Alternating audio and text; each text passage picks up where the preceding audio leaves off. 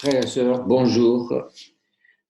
Alors, je vais partager avec vous un enseignement que je crois que ça va avec la crise que nous sommes en train de vivre. Et c'est pour nous encourager à avancer et voir vraiment la victoire du Seigneur dans ce temps et tous ensemble.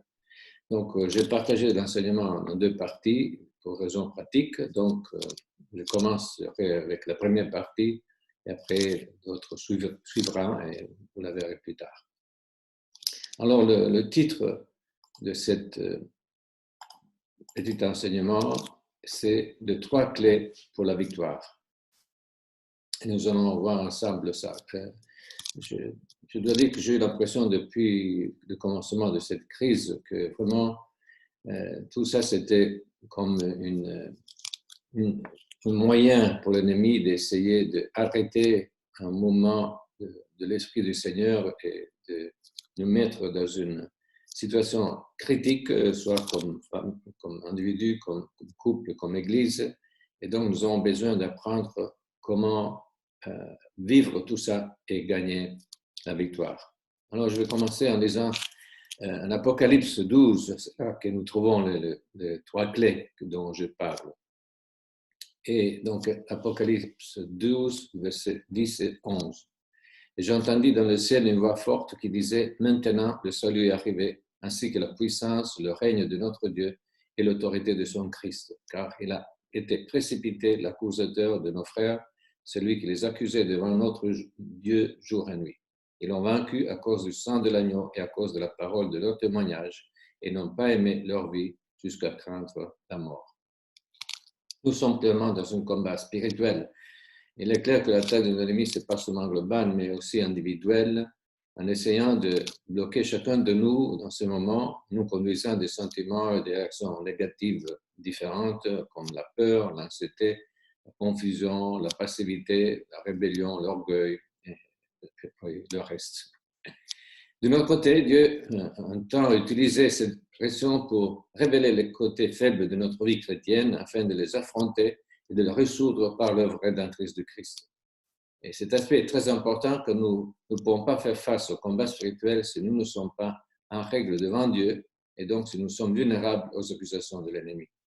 Dans le combat spirituel, comme dans la guerre, dans le naturel, il y a des principes, des stratégies qui ne peuvent pas être sous-estimées, sinon les batailles sont perdues et les pertes peuvent être lourdes. Donc, l'une des armes les plus puissantes de l'ennemi est l'accusation, à la fois devant Dieu et directement contre nous, qui influence notre esprit et se sentir accusé dans nos cœurs. L'ennemi le fait pour essayer de nous bloquer dans notre chemin avec Dieu et dans la réalisation de son mandat pour notre vie. Et ces accusations ne peuvent être efficaces que si elles sont fondées sur des droits légaux que nous lui avons offerts. Le premier de ces droits légaux sont sûrement les péchés et les iniquités non confessées et non purifiées par le sang de Jésus.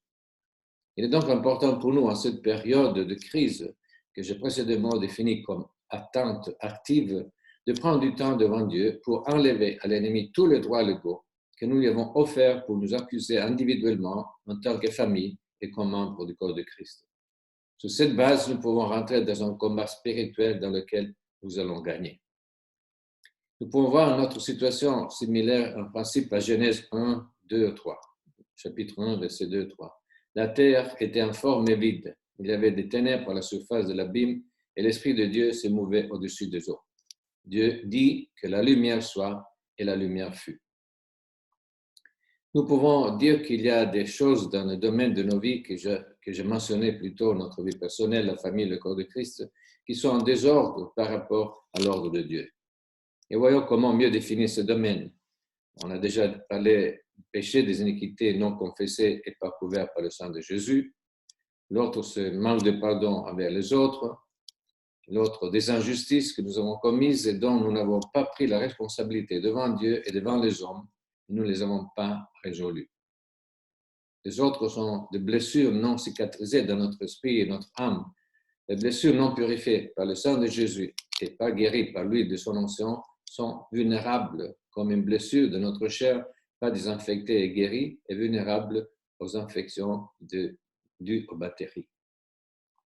Les étapes que nous verrons ensemble comme illustré dans le texte de l'Apocalypse, doivent être appliquées dans les 3 domaines déjà mentionnés, c'est-à-dire la vie personnelle, la famille et l'Église. Donc, la première chose à faire est d'inviter le Saint-Esprit à libérer la lumière de Dieu, notre Père, sur tous les domaines qui sont dans le désordre spirituel, et qu'on puisse dire que la lumière soit. Il y a en nous des domaines de désordre spirituel, si on peut dire, dont nous ne sommes pas toujours conscients, car nous sommes habitués à vivre avec eux. Seulement le Saint-Esprit peut apporter la lumière de sa révélation et les exposer afin que nous puissions en prendre la responsabilité devant Dieu.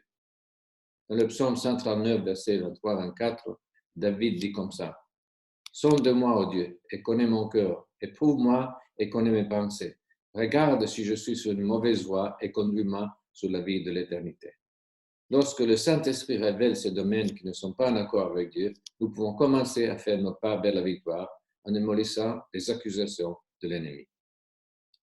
Le premier pas, c'est là, c'est dans ce verset qui écrit « Ils ont vaincu par cause du sang de l'agneau ».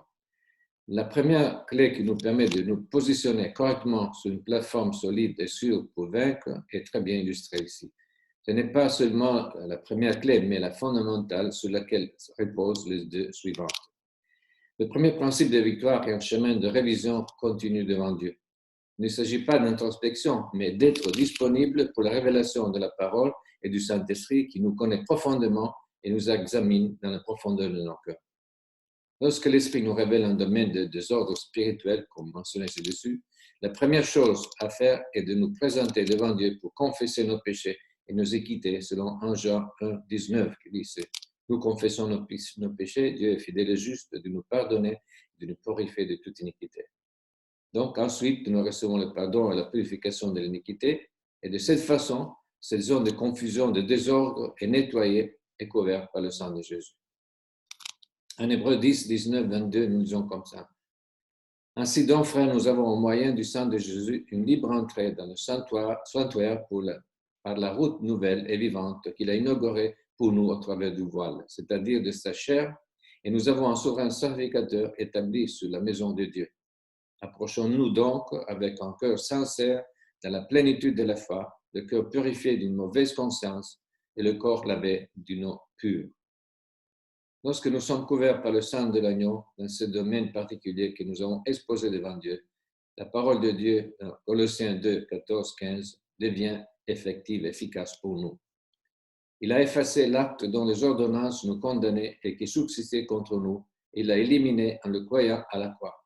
Il a dépouillé les dominations, les autorités, et les a livrées publiquement en spectacle en triomphant d'elles par la croix. Il y a une transaction légale établie à la croix par Christ il y a 2000 ans. Transaction. Mais cette transaction devient active lorsque nous faisons les pas légaux pour l'activer maintenant dans la situation actuelle ici sur Terre. C'est pourquoi la première étape de la victoire réside dans le sang de l'agneau. Nous ne pouvons pas nous présenter avec confiance devant Dieu et avec confiance d'avoir la victoire devant l'ennemi, à moins d'être entièrement couvert par son sang. Pour conclure cette première étape, lisons en Hébreux 9, 6 et 7. Or, ces choses étant ainsi disposées, les sacrificateurs qui font les services entrent en tout temps dans la première partie du tabernacle, et dans la seconde, le souverain sacrificateur seul entre une fois par an, non sans y porter du sang qu'il offre pour lui-même et pour les péchés du peuple. Et c'est comme ça donc, que je vais terminer cette première partie. Donc, la première clé, on a dit, c'est le sang de Jésus. La première étape que nous devons faire, c'est vraiment de voir devant Dieu que vraiment tout notre être, là où nous sommes conscients, soit purifié par le sang de Jésus, de notre esprit, de notre âme. C'est seulement comme ça que nous pouvons nous présenter devant Dieu, nous avoir communion avec lui et aussi pouvoir avoir le droit d'aller contre l'ennemi et de gagner ce combat. Que le Seigneur vous bénisse. Vous pouvez méditer encore sur cette partie et on se verra après pour la deuxième partie et pour découvrir les 2 autres clés pour la victoire. Que le Seigneur vous bénisse. Amen.